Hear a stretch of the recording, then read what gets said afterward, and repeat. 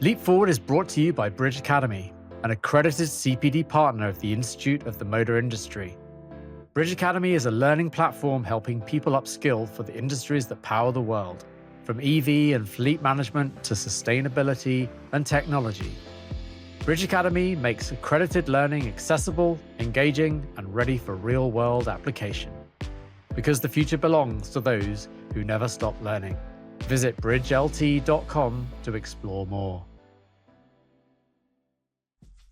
Today on Leap Forward, we welcome Stephen Whitten, founder of Men Able, who is transforming the conversation around men's mental health and workplace well-being.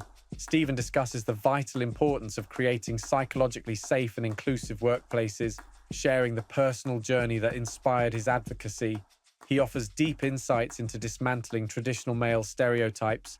This is a powerful conversation about owning your story and driving real change. Let's hear how Stephen is leading the charge.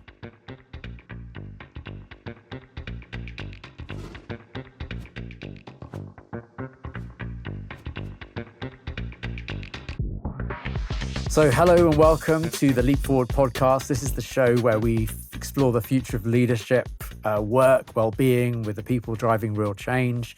Today, I'm really thrilled to be joined by someone who's been at the forefront of transforming the conversation around men's mental health and workplace well-being. Stephen Whitten is the founder of Men Able, which is a movement and consultancy dedicated to creating psychologically safe, inclusive workplaces where men can truly thrive, and in doing so, help everyone thrive. He's an inspiring speaker, he's an event host, and much, much more, which you may tell us about. An advocate for leadership with empathy, vulnerability, and purpose. Stephen, it's a pleasure to have you on the show. Welcome to Leap Forward. Well, thank you very much for the invite. It's great. It's lovely being here. Thank you. So let's crack on. With listeners who may not know Men Able, why don't you give us a bit of a snapshot? What is it and why did you create it? So it's a movement that I created in 2020. I'd rather glamorously call it a global movement because I've got some representation in other countries and the States and Australia and so on. So I guess we are a bit global. But the intention was to create something that raised awareness and helped to educate men in particular, but anyone who works in a masculine environment, so which are typically male-dominated, results-oriented kind of environments. Obviously, the automotive industry is the industry I've grown up in and was very aware that that was very male-dominated. And the movement was created on the back of my own challenges, and 2020, many people will remember what happened that year. It wasn't the best. And that caused a number of lids to fall off. And in my case, it was all the lids at the same time. It was like the perfect storm. So I'm sure we'll get into it. But yeah, at the end of that year, I thought, I've got to do something, and what I want to do is create opportunities for leaders to be the person that I needed when the wheels fell off for me. So that's how we began. Wow, what an origin story, and I guess there's no time like now, right, to sort of dig into that. I mean, so tell us if it's okay with you, what that turning point was that led you to dedicate your career to men's mental health. I think I'd always been sort of subconsciously aware that, I was prone to stress, pressure, overwhelm, burnout, but never really did anything about it, never really spoke to anyone about it, never really felt in a safe place. Certainly as I rose through the ranks in various leadership roles, it became more and more difficult to kind of open up and speak about stuff. And the turning point, as I say, was I'd started up a couple of businesses, and at the beginning of 2020, with the pandemic, we were doing very well, and the phone rang more than it had ever rang before. But this time, it was for people saying we were going to postpone this, change that, cancel this, and all of those postponements became cancellations. And so the pipeline of work that we had just literally fell off a cliff. Over the course of a few weeks. At the same time, my wife of 32 years and I reached a point where it was time to separate. That was devastating. There's a lot of stuff going on behind that, of course. And so that caused me to go down a very dark path. I'm sure I wasn't the only one in the family at the time, but obviously, you get to a point where you think, well, if I don't put my own oxygen mask on first. I've surprised myself how many metaphors I've already got in. I've only been talking for a few minutes. But yeah, you've got to get yourself right first. And so I set about that. And actually, one turning point for me was I was standing on a railway platform one morning coming into London, funnily enough, for a meeting that I was desperately hoping would turn into some work. And it just hit me all at once, and I burst into tears, and my mind went to a couple of steps forward, and this can all change. The announcer at the station said, "Stand well back, the next train doesn't stop here." And that, for some reason, was a jolt that made me come to my senses and think, wow, why has my mind gone to that horrible thought? And at that moment, a friend of mine rang me and she said, I don't know what it was that prompted me, but I thought I'd pick up the phone and give you a call, see how you are. And of course, I had to step back at that point to take the call, and I told her everything, where I was at, and she stayed on the phone with me. And it was from that moment on that I then got engaged doctors and counsellors and various therapists, and through that process learnt that when you're at rock bottom like that, there's two paths ahead of you. One's the path of hope, one's the path of despair. They both end up at the same destination, but the path of despair will get you there a lot quicker. And I thought, no, I'm not ready for that yet. And despite how bad I was feeling and how much hurt I'd imposed on other people, it wasn't ready for me to exit that way. And so I set about going, right, let's do something about this. Hence the birth of Menable. Really powerful, and I guess sort of getting yourself right, and sort of whatever that means, I suppose, in a sense, then obviously then made you think about how you could help others. Yeah, it did. Yes, because I reached out to some big names in the industry of people that I knew that we go back a long way, many of us, and there was almost like a bit of a generation of people that have grown up together in the industry, and they've all gone off and done different things, and you've kept in touch over the years. I reached out to a few that I knew well and just said, look, this is what's going on for me. And every single one, I mean, for me, that felt like a massively brave step. And every single one of them said, you've hit on something here, because this is not just you, this is lots of people, particularly men, and it's a male dominated sector. What support and help do you need? So I had some immediate sort of sponsorship from some guys. They were men that were in some big organisations by this stage that I'd known for years, and sort of off we went. And that gave me a great gusto to get out there and start talking to people about it. And at that moment, what is it you think that sort of has kind of contributed towards this being such an endemic issue in not just this industry, but also just for men in terms of their mental health? Oh wow, I think it's a mixture of things. I think as men, we're not conditioned, or haven't been traditionally, to open up about your feelings and your emotions. I certainly grew up in an environment of sort of big boys don't cry, and put your big boy pants on, grow a pair, and any Yeah. other Yeah. phrases that were thrown at us. So you're kind of normalized to behave in a certain way and keep your emotions to yourself, and your image of what being a man means is then distorted and confused, I think. Then you go into the automotive industry, and like many industries, it's very driven by results and objectives and targets. And as a result, it draws out the sort of competitive hunter-gatherer kind of behavior in a number of people. And quite often they rise to the senior levels in the business. And then you find that you're in an environment where, well, actually, not everyone wants to be a hunter gatherer, or does that make sense? Yeah, You it know what I'm does. saying? That suddenly you're in a sort of what feels like an unsafe situation. But and I think the industry, to focus on that for a minute, Yeah. is very much a diagnostic and fix it business. And we diagnose and we fix problems with cars or customers' travel requirements.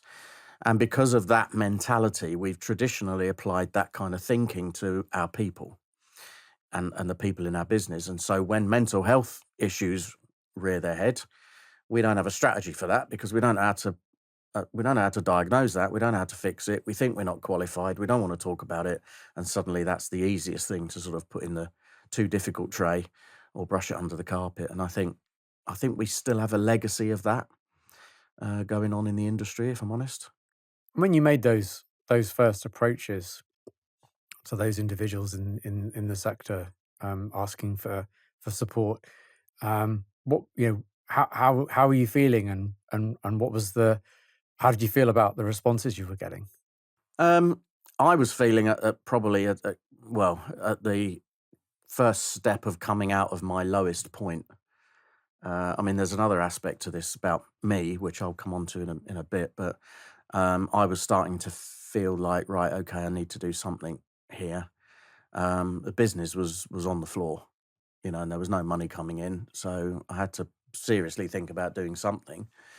And so I was speaking to, senior people who were not only saying to me, yeah, actually, you know what, you're not the only one. I'm not immune to this either.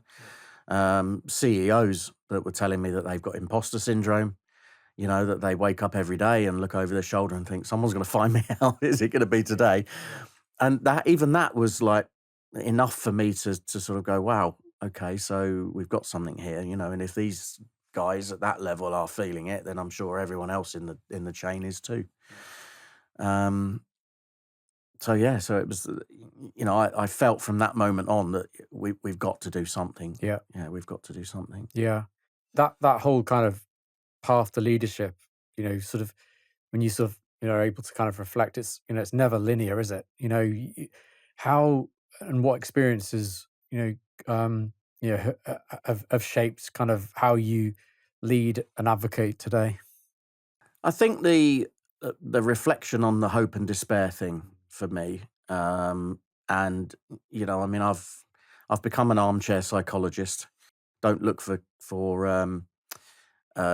certificates on the wall that say I'm a certified counsellor or anything like that, because actually, there are people who are far better at that than me, or the people that I work with. And what we're able to do is to look at that path of hope and say, no, actually, do you know what needs to evolve in our sector in particular, but not just in the automotive industry, is culture. The culture around men, their behaviour, the way that they operate, the way they interact with each other, the way they interact with women, way they interact with anyone that doesn't look, sound, act like they are or do. So, it kind of opens up a whole sort of field of, right, okay, so now Menable's about inclusivity, about diversity, about, Yep. Gender balance, about LGBT issues, about ethnicity and so on and so on. And all of those paths come from the let's address what's at the core of that in a lot of cases, because it's the one area in all of that subject matter that's missed. And I think that's the men's mental health bit. I guess, kind of like when you think about the career side, what sort of one moment can you, or, kind of go back to that sort of changed most about how you think about leadership and well-being? One of the key things that I always do when I work with a new organization is make a beeline for the CEO. Because in the nicest possible way, I don't want what we do to be fobbed off to the HR department, as just another initiative. It's people, so it must be for HR. No, you're the CEO or the MD. It's your responsibility. And to create the environment. You don't have to get involved and do everything. But the ones that I was working closely with, and I did it on a couple of occasions, and it really made a light bulb go on for me. I asked the question, who have you got in your business that asks you how you are? And after the second CEO sat back, looked at the ceiling and went, I don't have anyone. I just genuinely did not have anyone who would say, forget the pips, forget the stripes, forget the badge on the door. I'm genuinely interested in, how are you, Justin? That's what I want to know, how you are as a human being. Do you know what I mean? I do, yeah. And I've just gone cold talking I know, about that's that. right. Because Shiver went through me too. Because we don't. We're That's not it. conditioned to do that, whether that's from school or parents or what. It's Yeah. if that person's perceived to be higher, dare I say better or whatever than you, just, well, stay in your box kind of thing. Yeah, and that plate on the door or those stripes or whatever, they're almost our defense mechanism, aren't they? They're kind of that's the armor that we wear Yeah. to try and sort of and you've just went straight through me there, just like a knife, in a good way. Yeah, yeah. And that whole sort of vulnerability piece and reminding people that they're human beings. Why is that such a kind of critical leadership trait today? Because I think what it creates is empathy, compassion, Hmm. understanding. I mean, anyone listening to this will identify with, and the same for me, that I've worked with a number of people over the years that have been, driven by the numbers on a spreadsheet or driven by what's going on in terms of the accounts or the performance. And actually, when you get beyond that, you realize that there's a human being under there that's, we all have different behavioral traits. That is one area I do specialize in, funnily enough. But outside of that, as human beings, we all are susceptible to whatever's going on in our world as well. And so I think the more leaders can use that as a currency, if you like, Hmm. and I don't mean in a manipulative way, but No. just in a look, everyone, this is not just you, it's all about, you know, I have issues as well, or I have had issues, or whatever. And I think there are ways of people showing that without, Hmm. you don't have to break down in tears in front of the office every day. But It's not a weakness. no, isn't it? And even if you do, it's not a weakness. Far from it. Yeah, far from it.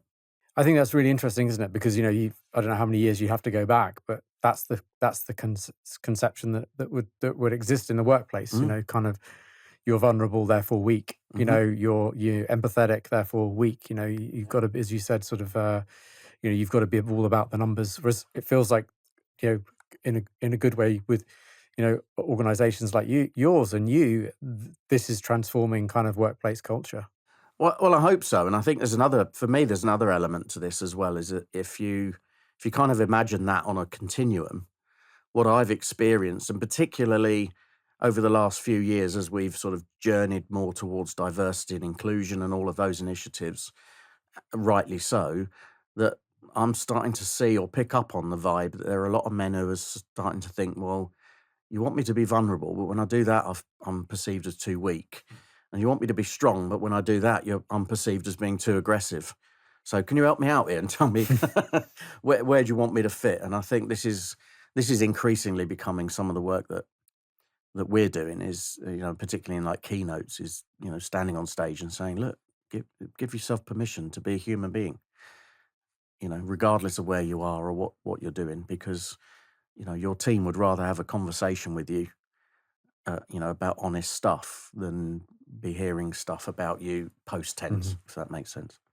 It's really interesting, isn't it? Because this is a topic that is talked about by a few people, and Scott Galloway, I think, is a really good example of someone who brings this very much kind of to the kind of to the leaderships teams of some of the big companies, and in his kind of conversations. He talks about even young white males Mm, being the most discriminated against, and this is not just about leadership, right? This is, as you said, this is about sort of men, kind of really kind of understanding their role and purpose and in the workplace, but in the world yeah, effectively. yeah. And I'd extend that group from not just young white males, but middle-aged white males as Yep. well. Yep. Um, and I think for me, the answer to that is curiosity. Hmm. But I've got to that place after a lifetime of trying to comply with the conditioning that was, the environment that I was in. Had those things not happened, I may well still have been on that journey. And I think so. What I see now is a lot of, kind of my peer group, if you like, white middle-aged men going, well, hang on a minute, what about me? And if you're not careful, you're in danger of accusing me of and blaming me for all of the ills that have gone on in the last 500 years. And that then is, well, discombobulating at the least. And when you're doing this, when you're supporting others, how do you personally protect your own kind of mental well-being? I do as much as I possibly can that gives me joy. Yeah. So and you think I know, you know where I'm going with this, don't you? I hope so. So I create or came up with a phrase a year or so ago, which was that I don't get stressed when I'm doing too much. I get stressed when I'm not doing enough of what brings me joy.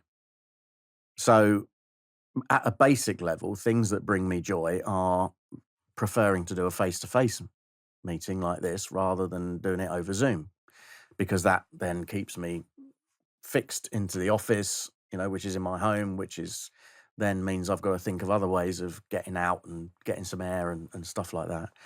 And I've gradually, over the last 18 months just or so, or maybe more than that actually, put more and more effort into doing stuff that brings me joy. So you I love mentioned that. I'm a show host. So any opportunity I get to MC a conference, host an awards night, or whatever, then I'm there. I'm your man in the velvet jacket, giving it jazz hands, larging it up, and that gives me joy. And most recently, viewers and listeners may have noticed that I've actually extended that portfolio and put up the opportunity to do that in drag as well. Wow. Because drag's been around for years, and it's always been something in the back of my mind. And someone said to me once when I did a talk, "You've got a drag queen energy." I was like, what's a drag queen energy? What's that? So I went off and looked at it, and then somebody said, "Well, why don't you do my mum's 80th birthday party in drag?" Was the first gig that I did. So it kind of it grew wings, and off it went. And I love it. It's just hilarious. It's brilliant. It's great fun.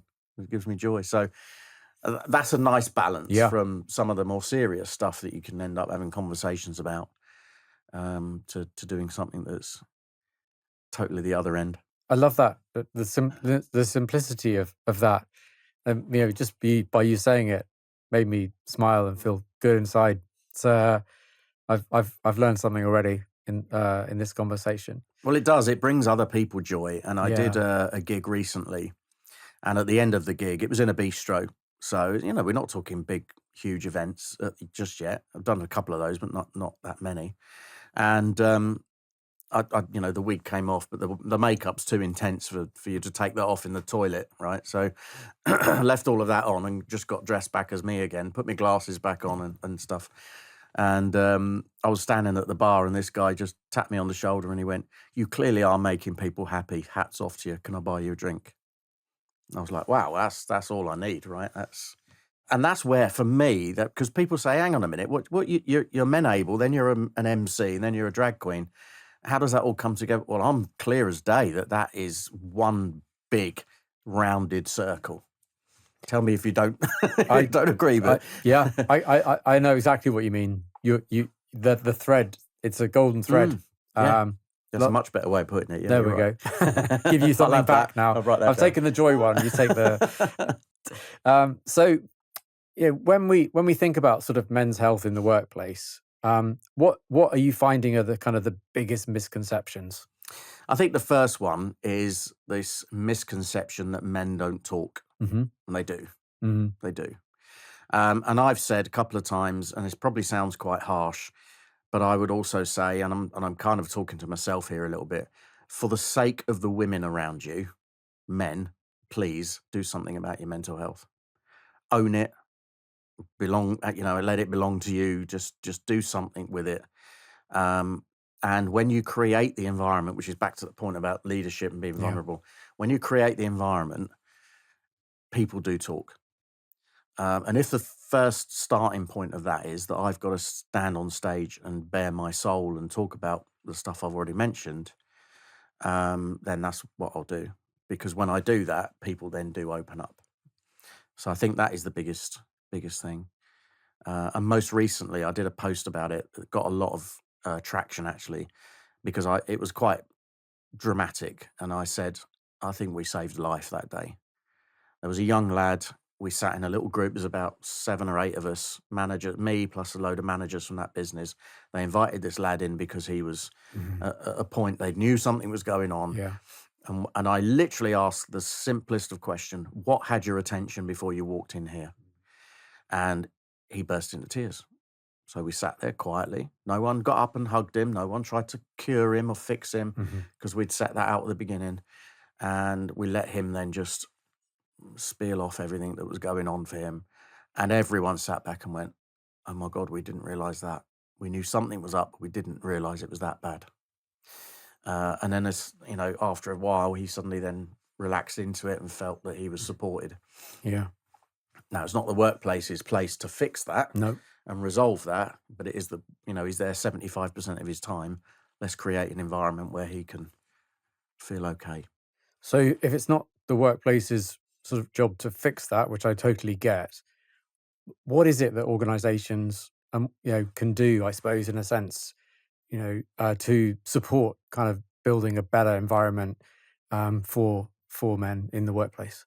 For me, that comes back to the culture. Yeah. And I get that the most satisfying work that we do is where an MD or a CEO says, look, I don't think we've got a bad culture, but I'd like to do something to sort of tweak it, amend it, evolve it.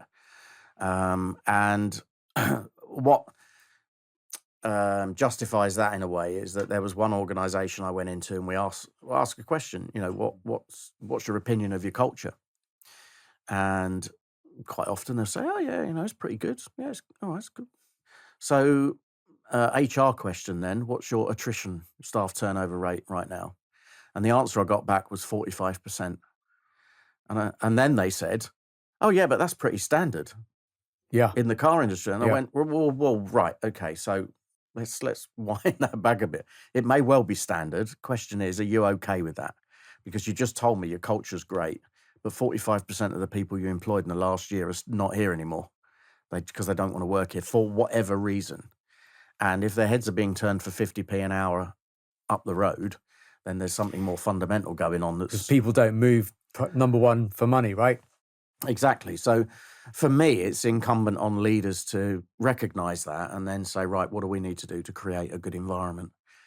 And we've narrowed that down as to our purpose is to ensure everyone is safe in automotive. So ensure everyone's safe always is our three little words. How do you sort of take them on that journey? Tell me a little bit about, a story of a company or initiative where you've done that and the impact that that's had. So I think the one of the first things, or one of the key things that really gave me a big shiver as a result, if you like, for us, we did some work with a large dealer group, and they'd seen me present, and their HR director said, "Look, we're putting together a much more defined well-being strategy. We need to do something. We're not sure what that is. Can you come and help us?" So I said, "Well, absolutely. Yeah, let's look at what we need to do." And the first question I said was, what's the score with mental health first aiders? Now, that's a fantastic initiative. That's a great way of getting people bought into this subject. And this HR director said to me, well, yeah, she said, we've had a lot of people have gone through that, but there's also a lot of them have not fully engaged with it, or they've got back to the business and not really sure what they're meant to do. We've got one or two that are driving it, but not, it's not been as deeply embedded as we'd like. And I said, can I offer up a view?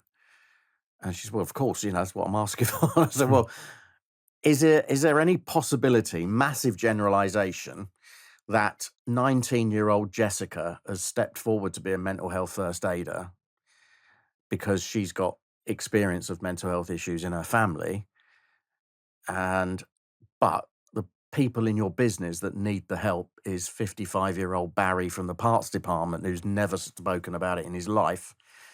What is the chances of him going to see her when there's a problem? She went, have you got cameras up in my business? That's exactly what the issue is. And I said, well, that's just an educated guess. I said, that's no disrespect to anyone or, either of those parties. I said, but it's more for me then a case of saying, right, they've put their hand up for the right reason, but we've not been clear on what that role is and what you want them to do. So instead of turning them into pseudo counselors, which they're never going to be, let's find a way of making them mental wealth champions. I'll come back to mental wealth in a minute. let's make them a champion of this subject. So that instead of people seeing them as, well, that's when the wheels fall off, I'm going to go and see them. Hmm. That these are the people that wave the flag for your well-being strategy and embed it in your business day to day. And as a result, we ended up, I think, with 60 odd mental wealth champions that we trained as part of a massive program that we ran last year. And what sort of, you talked about attrition, what sort of results, are you seeing? And I'm sorry to be the one who asks and says this because after everything we've just talked about numbers, but how do you measure this stuff? Well, we are definitely getting anecdotal Yeah. evidence that there is a reduction in attrition. Hmm. There is a reduction in absences. There is an increase in what one of our businesses termed honest absences, Interesting. which is for example, somebody who's in a stressful role, ringing up on a Monday morning saying, "Hey, look, Yeah. I'm burning out. I'm overwhelmed. I've got this, that, and the other going on at home. I can't come in and give it my best today. I've got to be honest with you." And because that scenario, go back 10 years, looks a lot like, I've got the flu, I've got a tummy bug, I've got a backache, the dog's got to go to the vets, or you know what I mean? All I of do. those other Yeah. things that we used. And so they're now experiencing people ringing up and actually being honest about what's going on, which then creates for a very good return to work interview the next day or whenever, with much more honesty and much more empathy involved. Wow. So I'm seeing that happening. Mental wealth champions I've mentioned, Yeah. so that's being embedded, and that's good. And the fact that I'm now getting leaders, reaching out to me on a private basis to say, "Hey, can you just give us a bit of a hint and a tip here?" And I'll get, do you know what? This is interesting. I see more and more. I'm getting more inquiries from people who are lurking in the background. So they're watching podcasts like this, and they're watching me do my videos and my posts. And I've had several that have come and said, "I've been following you for a couple of years and just wanted to see how this is going. The time's right now for you to come and talk to us." Yeah. And that timing, that awareness of the timing, it's sort of like, what does that first kind of like touch point look like? How do you approach it? Because obviously these people might be super nervous about the impact of this, and it's a hugely sensitive issue, right? Yeah. So the first impact is that we want it driven by the person at the top. Yeah. We have a very simple phrase, which is that people perform well when they feel good about themselves, which I can certainly Mhm. identify with. If you're feeling great, if all the other boxes are being ticked and you're feeling good, you're going to be great at your Yeah. job, which is ultimately what we want. We want them to have, because when they're performing well, that means good customer outcomes, which is good business outcomes. And that's ultimately what this is about. So our starting point is that, look, no, we can't make a massive guarantee, but our aim is to give you effective employees back. Yeah. Which means reducing your attrition, your absences, and so on. Where that starts is honest conversations about what's your culture like, what are your, when you do one-to-ones. I ask leaders, tell me about how your one-to-ones go. Oh, well, when we do them, hang on, first clue. When we do them, they typically are about performance and about numbers and stats and so on. Okay, well, what, and where's well-being and all? Oh, well, it's like, tagged on at the end, if it's there at all. Okay, that's something we're not going to impose, but we want you to be curious enough to want to shift that and switch it around a bit and so we start to see stuff like that happening. And as I said before, that question to the CEO, who asks you how you're doing? And I'm a manager, maybe I'm a member of the leadership team, uh, and I am buying into the value of this conversation or this concept, and I can recognize the need. Like, how do you kind of work with those folks to kind of get to the top? It begins typically with some kind of masterclass where we'll get everyone together, and we do it in a fairly. I think I have the benefit, certainly in the car industry, of being relatable from the perspective of I've been In there, yeah, done in your it. shoes, yeah. Yeah. So I've run dealerships. I've done virtually every job in the sector, pretty much. Well, with the exception of anything involving spanner spinning, because as you can see from these hands, they've never done a day's work in their life. These are drag hands. I like drag hands. Drag That's hands. That's another great I'm going one. to write that Yes. one down, definitely. So that starts with conversations around just reassuring them that we're creating a psychologically safe space. And I got another phrase that I use, which is to meet them where they are. So that's then about, creating a nice room where you can sit and just go, look, let's just have this honest conversation. And I typically start with, what's got your attention when you walked in here today? The power of that question came home to me when I first used that a couple of years ago in a workshop with a whole bunch of managers from a business. We were doing some management work outside of Menable, funnily enough. And I used that question. And as we went around the room, every single one of them declared something that was going on in their private lives that just caused the next person to just go, oh my God, wow. They've been vulnerable, so will I. Yeah, absolutely. And it created a ripple effect. And the more we went around, we probably spent an hour talking about that. And it was so important. And it varied from somebody who'd got up and there was no hot water, to someone else and the cat had left something unpleasant on the kitchen mat, to a guy whose daughter had gone back to school that day and had been bullied throughout the school holidays online, and she was dreading going back to school.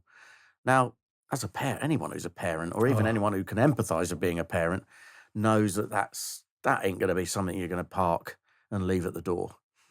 As we went round, someone else who couldn't sleep the night before, so he got up and made the mistake of eating a pizza and drinking a can of Stella. So, hey, guess what that did? Made him continue to not be able to sleep. And he said that's a fairly regular pattern. So, all of those things then opened up conversations and, as you say, vulnerability. What do you see as being the sort of the shifts in culture that make the biggest difference? I think it's the conversation. It's the talking about stuff. There was again another example, a business that we worked with. In that conversation with the managers, we do some stuff around, look, let's find out a little bit about your team, what's going on for each of them. Let's see if we can get some different perspectives. And there was one of a particular lady was working in the sales department who was having a bit of a rough time personally. She was of a certain age. She had offspring with mental health issues. She was coming out of a bad relationship, but she was coming in every day and she was working the usual, 45, 50 hours a week. And the sales manager was like, well, I'm kind of struggling to deal with her, and I'm getting very negative feedback from other people in the business because she can be quite difficult and she's a bit moody.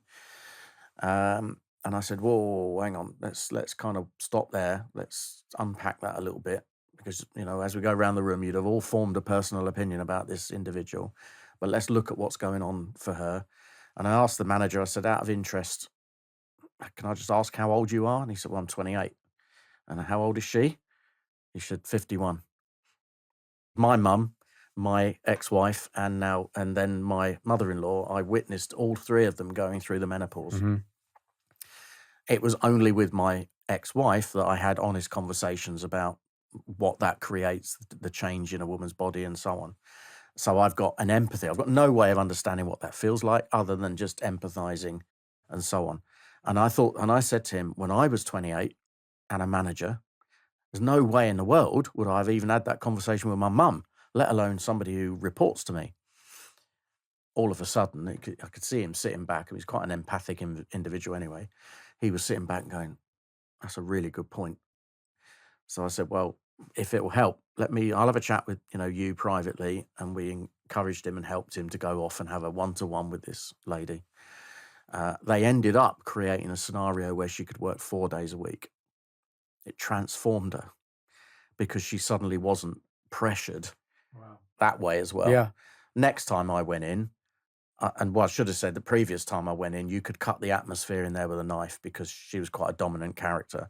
The next time I went in, she ran up to me, gave me a hug, and she went, oh my God, thank you so much for generating that conversation. She said it's been transformational in the last 2 weeks. Wow. I was like, well, I'll have that. All day long. Yeah. That's amazing. I didn't do anything. Well, I you didn't did. ask the question. That sometimes though that's the spark, isn't it? I mean,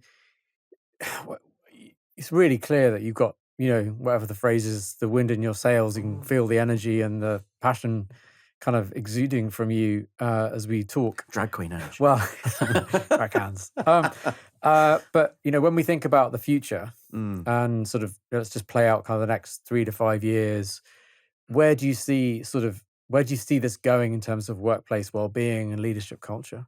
So I did an exercise with the small team that worked with me earlier in the year, and we kind of got back to what is our purpose. Crystal clear on our purpose is everyone safe in automotive. Simple. And that's about ensuring psychologically safe workplaces. And the mental wealth champions thing that came out of that piece of work with that large dealer group, I think there's a link there. And I think we've got this massive, audacious goal that we want to have mental wealth champions in every business. And from the CFO's point of view, you don't have to pay them anymore. You don't have to give them an extra allowance for taking on that. You just have to find a willing participant who's prepared to put their hand up and say, I'll wave a flag for this. And it doesn't even have to be anyone with a direct lived experience. It just has to be somebody who the business will listen to. And then give them a little bit of a mandate to sit down with bosses once a month and just give a quick barometer check of what's going on. Interact with us, join the Enable scheme as a member, and then we'll work with them, we'll work with your leaders, and we'll create this psychological safety across the business with the intention of, hopefully, plugging the skills gap that is still massive. Tell me more about that. Well, the numbers are dizzying. 26,000, I think, last time I saw it was the number of open vacancies. And I think even the IMI have recently done a report. I was reading something on the train today saying that, there's a massive deficit because we're not attracting in young people, ethnic minorities. We're not attracting in a diverse workforce. We've got an aging workforce. And we're not attracting in people from the LGBT community, for example, and so on and so on. And having this empathetic kind of culture embedded in this industry is going to be one of those agents driving that kind of attractive nature, right? That's the plan. Yeah, that's the plan. And if that takes, I may not even see it in my lifetime, but the goal of having a mental wealth champion in every business is there, crystal clear. That then just helps businesses to navigate this changing world. And what one piece of advice would you give to leaders trying to future-proof their organization today? Easy for me to say, and I've said this before, but put people first. People before profit. Use all of these metaphors and analogies that I've shared already about people perform well when they feel good. But genuinely, where I'm seeing great results. And you look outside of the automotive industry and some of the businesses that are thriving, and you don't have to put bean bags everywhere and, and employ a hairdresser to come in once a week, all that ping pong tables, all that, stuff that might be considered fluffy that some of the big organizations do. But you speak to anyone who works for some of those organizations and it's a palpable difference in just the way they're treated, the way they're looked after. Who do you think is a kind of a role model / a great example of that? Well, I've got a friend of mine, her son works for Google. Yeah. I'm sure other search engines are available, but he works there. If you've ever spent any time in London, you walk past their new office in King's Cross. This is what I was talking about, the beanbags, because you can't help but look up and go, oh my God, is anyone actually doing any work in there? Which is my old school motor trade mentality coming to the front and going, how could they be possibly working? He's playing ping pong with it. They're having a game of snooker or something. But organizations like that. Yeah. And at a lower level, there's another organization that I know that train chartered surveyors. A company in Milton Keynes, about 100 people. Most of those field-based. They've got an office which has about 15, 20 people in it. They've got, a fridge that's stocked with free snacks. They've got a pool table. They've got music playing. They've got a comfy sofa area if you and I want to go and have a chat. doesn't have to be in the broom cupboard. We can sit somewhere comfy and have a conversation. You know, they've got a prayer room. They've got, other things that you can just tell that they've gone, let's be curious about the people that we might want to draw into this business. And then when we do that, we bring them in and go, well, welcome to the business. Let me show you around. Let me talk to you about what we do. And lo and behold, Hey, guess what? Yeah. They keep their people. Their people are motivated. They get stuck in and the job gets done and they continue to perform well. Okay, I'm going to ask you a few quick fire questions. Wow. Just to finish off this conversation. So first thing that comes into your mind or head, talking about skills gaps, if you could master any new skill overnight, what would it be? Singing. Because as a drag queen, I give it a go, but I'm like, oh no, that's, I was going to say driving a bus as well, but... while singing, perhaps. But singing while singing, yes, indeed. Why not? You can have 2. In drag. 3. Love it. Who's your dream guest or collaborator to bring the Men-Able message to life? Well, apart from you, Justin. Well, no, joking aside, I wrote actually to Prince William about 4 years ago, and I got a very nice sort of thanks but no thanks back from the office of Clarence House, or wherever it was. I wonder whether the time might be right to open that up again, because he might be good. Yeah, I think that's a really interesting idea. And I think a lot's happened in the last 4 years. So yeah, if you don't, try Don't again, ask, right? you don't get. That's Exactly. it. Yeah. What's a daily habit that makes the biggest difference to your well-being? Well, I used to beat myself up over this, but it's definitely sleep. Yeah. I mean, we all do it, right? And some more than others and whatever, but I do prioritize that now, and that does make a difference. Yeah. And with the Google inspiration fresh in your mind, if you could redesign one workplace from tomorrow, what would it be? If I was starting from scratch, if I had the resources to open a dealership, for example, or a business that served customers, I would 100% start with purpose. Why are we doing this? Because, and even now when I ask people what's the purpose, and they say, oh, it's to make the shareholders profit. No, it's not. That's a goal. What's your purpose? It's up there with the ensure everyone's safe. I want to be the best XYZ dealer in the town. Well, I'm the only XYZ dealer. Well, that ain't a difficult thing to achieve then, is it? So I want to, you know what I mean? I would start with purpose, and then I would get the right people around me. It's really funny because, even from this conversation, I'm going to walk away with ensure everyone is safe, but also that every business needs to have a mental wealth champion. And that's what I've taken away from this conversation. It's like, wow, there's your purpose, right? In a nutshell, sort of for me. Okay, final one. So you're driving the bus in drag, singing beautifully. What's the anthem you're going to be singing? Oh, do you know what? There was... I'm a bit of a Eurovision fan. That won't surprise you, will it? Because the third part of my story was that I came out in 2020 as well, and that landed like a lead balloon with people around me, and that was the point of, from there, I was like, I've got to own this. So I'm kind of drawn to anything that's like glitzy, camp, glamorous, and Eurovision is perfect, right? And I sort of scroll, that was the word, back through previous Eurovision winners, and there was one that's called Let It Swing by Bobby Socks. Okay, so I'm having let flashbacks. It swing and let it rock and roll. So okay. That's it. They know I need to learn to sing.